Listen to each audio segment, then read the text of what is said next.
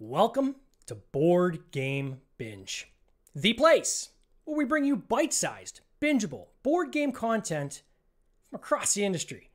I'm your host, James Staley, and in this episode, we're chatting with Mary Couzin, founder and CEO of the Chicago Toy and Game Group, founder of Toy and Game Inventors Conference, founder of the Young Inventor Challenge, and most recently, People of Play. Mary, welcome to the Binge. How you doing? I'm doing great. Thank you for having me on the Binge. This is great, James. Oh, it's fantastic having you on here. I love having guests on the show, but when we have someone as prolific as this, it is an absolute treat. Gosh, you have done so much in your career. I'm going to say so far, because you seem to be a serial entrepreneur. So I know there's way more still to come in your career, but man, so far you've really accomplished a lot. Maybe you could start off by telling us kind of how this all began. Like, you were like an actual toy inventor or game inventor yourself, weren't you, when it all started?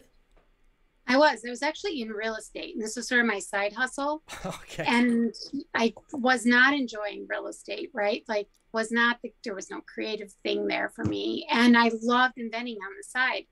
And I did it for years and years and years. And then I went to Essen, and actually Alan Moon showed me around Essen, and I just fell in love with Essen. And so then I came back and I thought, I'm going to rent Navy Pier and I'm going to put on, a show, never having done anything bigger than, Christmas dinner before. Yep. But I'm passionate about this industry because I've been in a lot of other industries, and it was like I found my tribe, right? Like when I got to this industry. Yeah. A lot of people say that, I think. I mean, most of the, the people I've interviewed on this podcast, very rarely is there someone who started out in the industry, right? There's either people that have a regular day job, just like everyone else, and they're doing this as a side hustle, as more of a hobby, something to bring joy and enrichment to their life. They love the community. And, in some cases, people are lucky enough and blessed enough to be able to transition that into a full-time career. But it's the same thing everyone says is, wow, this community just pulls you in and is so welcoming and so loving that it's tough not to just, give that love back. So what were some of the things you invented? Was it a toy or was it a board game, or what was it you invented before this all kind of started? So I invented a lot of board games before one finally kind of hit. Yep. And so I had a partner. We actually worked together in real estate, and we did the first movie line game. I mean, that actually had real movie lines, and cool. And it did pretty well. I mean, it's in the 90s. And back then, there wasn't really the internet. You had to watch those movies. Like, you literally had rewind. I'm sure most of your listeners don't even remember what a video player was, right? A DVD or any of that, right? So anyway, so we did really well with that game. And then we ended up licensing it to University Games. And then I did some educational products, actually with my daughter, which was the reason we started the Young Inventor Challenge.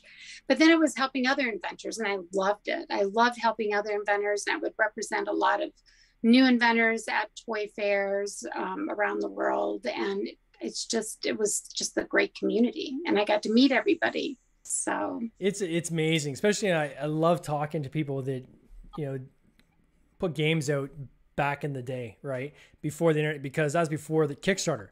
I mean, that's back when you were fully funding the whole shebang yourself, right? So you better make sure it's none of this kind of, let's test it on Kickstarter, see if there's an audience. And if there's an audience, they're going to pre-order and then I've got the cash to go and make it. No. This is, I hope this idea is good. I'm going to put everything I can into it. I'm going to put my own cash into it. And if it fails, that's cash that is gone, right? So true. My hat's off to you for that, because that is a real, like, I know it's a nail biter doing Kickstarters, but man, that must have been a real nail biter back then. Yeah, I actually took a mortgage out on the house, which is something I tell people never to do Yeah. after I did it myself. Yeah, you never ever do that. So God. So then I was lucky. now that Yeah. led into, was it discovertoysandgames.com? So what was that? What was discovertoysandgames.com? So that was an organization. And you know, what's funny about that is like we started that right when the internet was really coming on the scene. And it really wasn't big in the toy industry or the game industry. Wherever we exhibited, I had to explain the internet to people. Like I had to like show them the website. And like I spent almost more time trying to explain what the website was. Yeah. It was pretty crazy actually back then. We just had resources for new inventors, and we were one of the first out there just to have free resources. Back then we were getting 250,000 hits a month on our Wow. website because there wasn't a lot of other resources, right? Yeah. So it was easy to find us. And but then we kind of pivoted from there to starting the fair and starting conferences, and so we could help people in person, which is kind of funny because now we're going back to the internet if you think about it, because all Yeah. of our events are virtual. So just so to pull the thread a little bit, so this website, discovertoysandgames.com, so was it almost like an online fair for other people's showcasing of the goods, or was it more of an e-commerce site, or how did that work? So what we did is we showcased inventors games on Okay. it so that, you know, companies can find them and license them. Plus we had loads of free resources for people. And we told them where we were going to go. And we had interviews with them. And we were linked to Amazon, but it was, or not Amazon back then. I forget who it was. Barnes and Noble. No, can't remember. It's been too long. But Maybe Indigo one of them, yeah. yeah, and we had books, you know, link books, but we even had a bulletin board back then. And but yeah, it was a lot harder to reach people back then. It really was. And what was the types of things that this would be a resource for? Like, would it help people figure out how to like trademark, or if someone had an idea, how to go about manufacturing, or Exactly, like kind of all that, all the above kind of thing? all of the above. Because I'd started as an inventor, I learned like the hard way all these things, right? So I knew what to put on the website to help other inventors and make it free, right? Like that was the key. And also, like we would take new inventors products to shows, and our first year we only charged $100 each to each of these, because I knew how hard it was for a new inventor, and so we wanted to make it. It's so much easier today, but you know, than it was back then. But so a lot of our people got licensing agreements, and they got out there and they got media. It was a very different time, though. Very, very different time. And then the Chicago Toy and Game Fair, which obviously most people know about because it's huge, right? Congrats on that. I mean, that's not a small task, creating something like that. And even when you look back, like 2003, like this has been around almost 20 years. Like that is surreal when you think about it. It is surreal, especially my first year, like not even knowing what to do. And we were on Labor Day weekend, which was kind of weird. We were 3 days and on Labor Day weekend before we discovered, we really, since we're targeting families, that's what made us different, because we were not like hitting the fan base. We were trying to introduce new people, right? We weren't playing to the people who already loved the games, toys and games. So that, which is like Essen, right? Like our goal was to be like Essen. Okay. And we didn't know how hard it was going to be. We wanted the families, right? Like we wanted little kids playing games. And we started playing education back then too, to get educators to understand that when you incorporate toys and games with learning, kids learn better, right? And but yeah, it was hard. But you know, when you're passionate, you can do anything, right? Like you just plow right through, and that's what we did. And how big did it get? Like in terms of square footage, what was kind of the pinnacle size that show got to? So we took up both halls at Navy Pier. Wow. I really can't even, like, I don't know how many square feet that is actually. Isn't that kind of funny? But yeah, we took up both halls, and we made we learned as we went along. Like families didn't just want games. Like initially we just started with games. They wanted toys too. Mm-hmm. So then we had to work really hard to bring in the toys. And then we knew they wanted like stage events, and we had to really bring on the entertainment. And then we had bloggers and media people, and, you know, and then we started the conferences. Like it was a slow build, right? Like to everything. We just kept adding pieces as we went along. And then I imagine you added team members as well. Like so was there a fairly large team around this, or is it something that was just a smaller team, but like a lot of work for everybody? So we really staffed up like a month or two before the events is what we did. Mm-hmm. And there was actually a really funny story. I don't know if you ever had Nadine Sennert on your show. Do you know who I'm talking about? She's up in Minneapolis. She runs like the biggest game group up there. So she contacted me about our rules that were missing in my game. She picked up my game at like a rummage sale or something. And she calls me up and she's like, I'm looking for the game rules for Real Spiel, Hollywood's Real Spiel.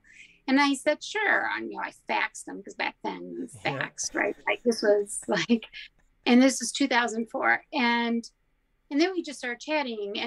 And then I said, well, I run the Chicago Toy and Game Fair. She's like, I was there last year. Like she like had a whole group when came down from Minneapolis. Yeah. And then as the years went, she now runs it. She's our operations manager. And it was just a really funny story that it all started with our game. Like it was just a funny thing. When you have a conference this large, I always wonder if you almost have to start the following year's conference even before the current one is kind of complete. Are you working a year and a half, 2 years out almost, right? Absolutely. Yeah, absolutely. You have to. And you have to figure out what you did right and what you did wrong immediately afterwards, because you forget. What's one of the things that you would say in the history of that show is something that you got most right, and what's something you got most wrong, do you think? So weirdly, I would say the way we did our virtual events last year, we did that really right. Like it was so stressful to figure out how to do it, right? Because we looked at hundreds of platforms and we watched probably 50 other events to figure out what we wanted. And in the end, we took a risk and we put it on our own website, like using YouTube Premiere, but we went all out and we got 35 panels, right? Like, so we had the 4 Mattel presidents, like that's never been done before. 4 of them on one panel. The incoming and outgoing Hasbro president, the Spin Master founders. We got Ruben Klamer, the inventor of Game of Life, and Eddie Goldfarb, who did Kerplunk and Shark Attack and all these things. And Ruben, thank God we got them. They were both 99, like 99 years old. And Ruben died just last month. And so, like, you know, you want to get things like that down, right? Yeah. And then we also had panels on like how to do things. So the other smart thing we did is we had an individual price and we had a corporate price. And if you got the corporate price, which was only $1,000, you made it all cheap, right? Mm-hmm. You could share that URL with everybody in your company. So we had over 13,700 people watching from 95 countries. 95 countries. That's awesome. That's a bigger reach, and they've continued to watch. So now it's well over 20 or 25,000 at this point. And that's like families too. That's not just, you know, like our Taggy Awards, we made those like a TV award show. So I was really proud how our team pivoted last year and we really made it work. And, you know, which of course made this year harder because we had to be virtual again. Right. Yeah. Yeah. Yeah, it's crazy. And then in terms of this, so talk to us a little bit about the toy and game inventor, like the innovator, and then you've got the one for the youth as well. So when you created this, you know, how has this evolved? Sure. So when we first started the Toy and Game Inventor conferences, 15 years ago, I think, it was for everybody. We didn't have tracks or anything like that. And just everybody came, pro inventors, because nobody had really done that before. And then as time went on, we realized we needed to have a professional inventor track, and we needed to have a new inventor track and a design student track, and really define those out. And it really, that's when it went crazy. That's when we started getting people from 25, 30 countries that were professional inventors. And then it really became even more of a community, right? And that's when we knew it was time to start the Toy and Game Inventor of the Year Awards. Back then it was just the Inventor of the Year Awards. And now we've added other categories, because when you think about it, there's a lot of hands on a product, right? Like and so we want to recognize all of the people, and that goes, that are on the way, this product's journey. We want to recognize everybody that's part of it. But so it's interesting. So now that it's going to be really interesting next year, because now all the professional inventors and even new inventors are used to Zoom meetings. So will we go back in person? Like, I know people miss each other, but will people really travel when they can just do a Zoom? I don't know. What do you think? That's a good question. I don't know. I would say that, conferences in general, I think what COVID is obviously brought is a disruption in the industry, right? And, often these disruptions are bad and uncomfortable, but sometimes, some, better things come out of those, right? And I think one of them is probably accessibility for people has probably actually increased, right? And an example I give of this would be like Tabletop Simulator, right? I had used Tabletop Simulator before COVID. A lot of people did. And as a game designer, I had used it, but, I was still using the scissors and, printing things off my printer.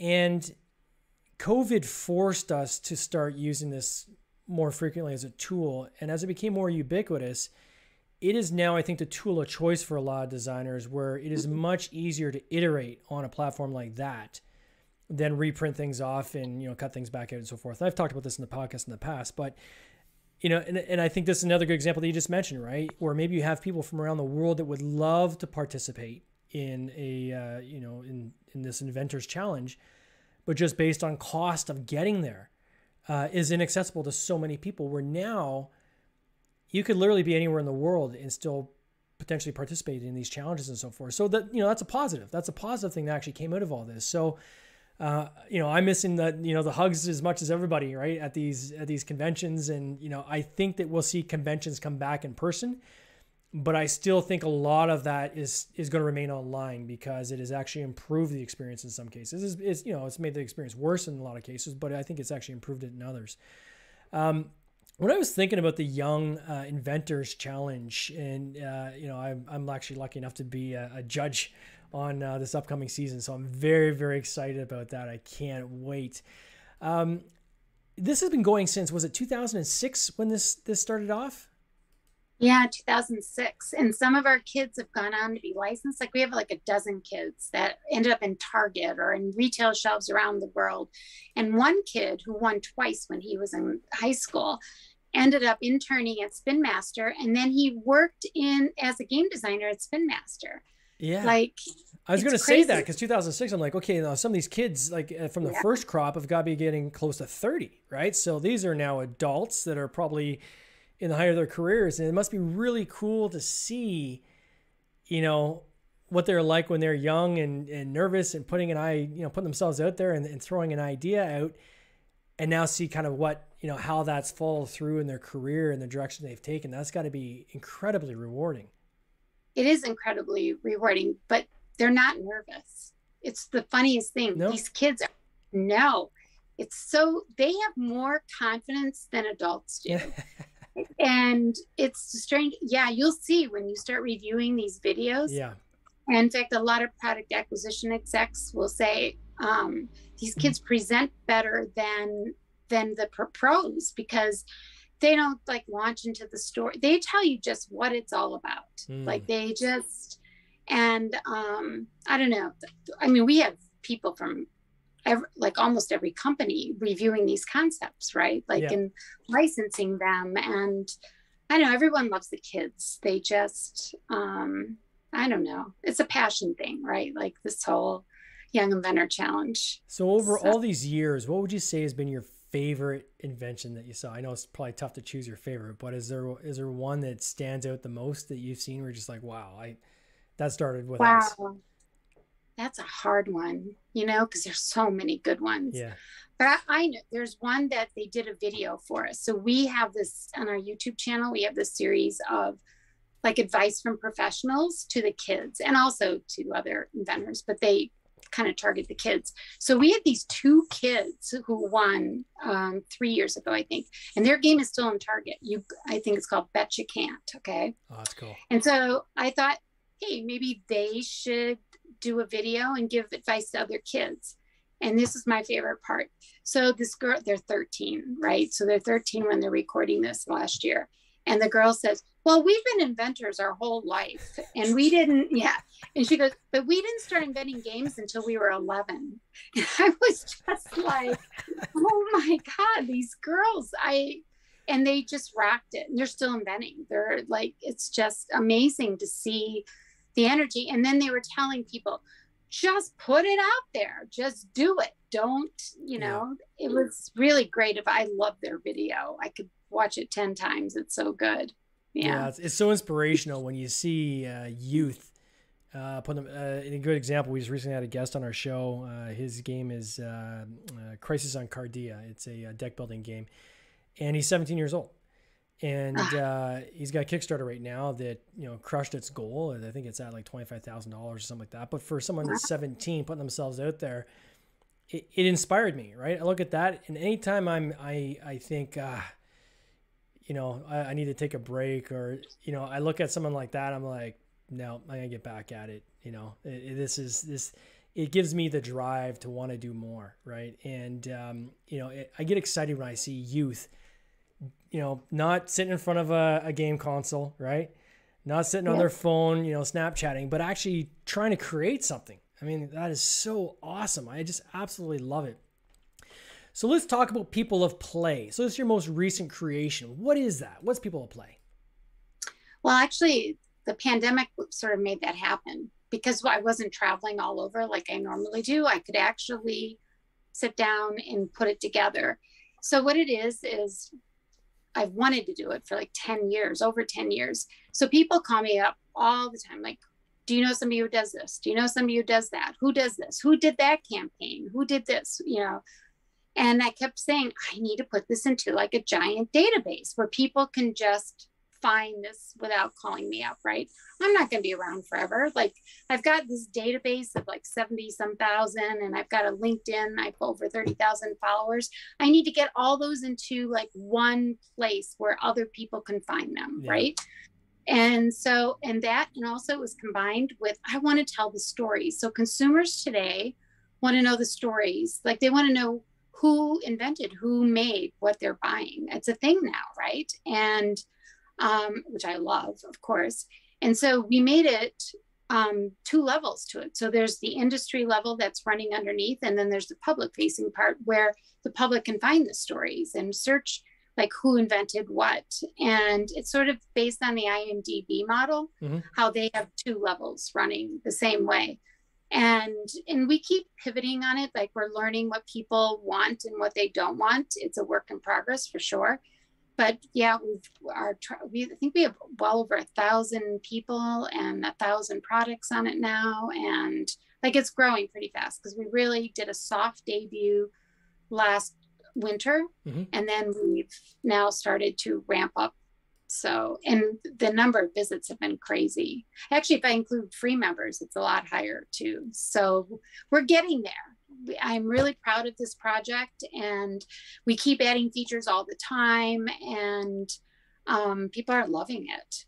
Totally. So what's the goal for like a consumer? So somebody who's just like a purchaser of a game, they would go to peopleofplay.com to look up the history of games or toys, or what would be their purpose of going to the site? So, right. They could find out who invented what and what the story was, how that came to be. They can also, we have browse toys and games. We have so much. So we have a new Wikipedia that's going to be debuting soon. So we have over 1,000 pieces of content. Wow. And we're organizing it into the right titles, so it's searchable. That's awesome. We have, we also, I know this is going to sound morbid, but no one collects the obits in our industry. So we started, because we run the Bloom Report too, which I don't know if you're familiar with the Bloom Report. It's the largest news summary in our industry every Friday. So we started putting the obits in there, and we found out people read the obits. Like, I wouldn't have guessed how popular obituaries are, but so we figure also this needs to be searchable. Somebody needs to capture these people. They need, I don't know, like, they've been neglected, right? Like, our history has been neglected. And we have a pub, so we have these cool meeting rooms where you just click on the logo like Uno, and you're right in that Zoom room, and you can see who else is there. And so, like, we had the inventor of Bobbit and Perplexus and a lot of other things. And Brendan, so that's Dan Klitzner, and then Brendan Boyle, who's done all kinds of Barbie things, and he's one of the most prolific inventors. He's at IDEO. They hosted, so it's the first Thursday of every month. And they hosted it this last first Thursday, and they were just hysterical. So we're going to do those every night during Pop Week. So November 15th through the 19th, there's going to be hosted. So like the head of product acquisitions for Hasbro and for Spin Master will host one night. Then product acquisitions with Mattel and Brendan Boyle, the guy I just mentioned, will host another night. Then we have the President Goliath games with Jim McCafferty, another professional inventor. He did like Catch the Fox. He's also a magician, so there's going to be magic on that one. So we have like, and so you can come to these, they're 2 hours long, and ask questions and just have fun. Like, it's and bring a drink, like we always tell you, bring a drink. And so we're going to do a lot of that during Pop Week. Again, it's going to be fun. And I was browsing the site while we're talking here. Actually, I came across the obits, and they even have like classic TV commercials as well. So you've got like old, like there's like a Jenga one here. There's a Connect 4. There's all, like, this is cool. So this is really becoming, for lack of a better word, like a pop culture around the gaming industry resource, right? So people can go. Yeah, it is right. It's a big resource. Yeah. We're trying to save everything into this. And then we also, to get more people to come to the site. So I don't know if you clicked on conferences under events. So we did last year, since we couldn't, like, what content do we come up with? We did it all last year, and that's all going to be in the Wikipedia. So this year we paired like the president of Mattel with an Academy nominated producer. And she also got 3 Academies for the Dallas Fight Club. Is that what it's called? Mm-hmm. And we got Gary Trudeau and Will Shortz. Gary Trudeau hasn't done an interview since 1994 with Rolling Stone. So we have them doing a chat together. We have David Fear, who's like very prolific inventor. He's got Sean Green, a sports guy, like a guy who was on the Mets and the LA Dodgers, and he still holds all kinds of records. So and we've got some other duos too. And we have a pop trio. The guy who was president of Mattel, Sega, and Leapfrog, and then the president of Litsky PR, and then Jim Pressman himself from Pressman Toy. The 3 of them are talking because we're honoring them for lifetime. So what all these conversations are about is, where do ideas come from? Where do you get your ideas? So we have 2 different industries and comparing like how they come up with their ideas and creativity, and also what their favorite toy and games were when they were growing up, or ones that may have inspired them. And they're great conversations. Like, seriously, I've been trying to get Will Smith to pair up with Erno Rubik because he loves Rubik's Cube, right? Yeah. And we just haven't got to him yet. I keep trying, because that would have been awesome, right? It would have been. So can people, like, with the the Popapedia here, can they is it kind of like Wikipedia where the public can update entries and add their own entries as well, or is it all kind of policed? No. We are the ones policing it now while we're building it. But you're right, that is a goal eventually, yes. Mm-hmm. But that takes a lot of people, we found out. And Wikipedia is always short on people. I don't know if you know, so they're always asking for money, right? Like, because they can't, it's tough. So we're figuring it out, but we have to get the base in there first, and we're working on that, right? Well, there's a lot there now, but we're getting more, right? This is a cool tool. I absolutely love it, and I'm sure I'm going to be spending hours upon hours on this. Just being a game geek myself. We're in 2021, looking forward to 2022. What's next on the horizon? Is the focus shifting to People of Play? Is it still Chicago Toy Fair? Where are you headed for 2022? I think you were right about hybrid. It's going to have to be some type of hybrid for sure. So I really miss seeing the consumers and the kids play, right? Like that's really special in all the media. So I'd like to think we can have both next year. We can have, the conferences, like our conferences, the pitches. So like we usually have about 350 to 400 people at our pitches, yep. which is a pretty impressive number. And we do get we had 100, in our last time in person, we had about 125 product acquisition execs looking for ideas, which is pretty crazy. Yeah. It's a lot. So I want to get that back, right? Because there's such a sense of community. We rent a pub on one of the nights and everyone's drinking together, whether you're a brand new inventor or a professional inventor of Jenga, like Leslie Scott, who invented Jenga. She comes every year. And like the guy in charge of all product acquisition at Hasbro Mattel, they're all there. And there's no barriers. Everyone's friendly. It's really unique. It's really awesome. And I miss that. I miss that a lot. Oh, so do I.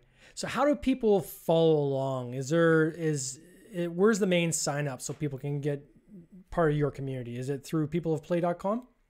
Yeah, they should just go. They could get a free membership, or they can get a profile on the site, and they can be found. They can, because you can search by keywords. So you enter in your expertise, your skills, your roles, and then you could post on classifieds, and you can say, I have this game I want to sell, or I can do prototyping for you, or so we have a lot of ways for people to connect on Pop, which is great. And also the Bloom Report, also I highly recommend to people, because that's where you can find out all the latest stuff in the industry. Oh, that's awesome. Oh, what a resource. My gosh. Mary, you've done so much in your career, and there's still much more runway there. I can't wait to see what you come up with next, because, man, have you created some stuff. I want to wish you all the best this coming year with everything. I hope we can connect during the Young Inventors Challenge, and I can't wait to be a judge on that. Thanks again for coming on our podcast. I really do appreciate your time. Thank you for having me. This has been fun. No worries. You take care. Cheers. You too. All right. This has been an episode of the Board Game Binge podcast, hosted by James Staley, produced by James Staley and Mike Bruner, with original music by Nick Smith. If you would like to watch these interviews live, simply join the Facebook group Board Game Binge, and you'll get access to live interviews, giveaways, and interesting board game content from across the industry. I can't wait for you to join us. See you next time.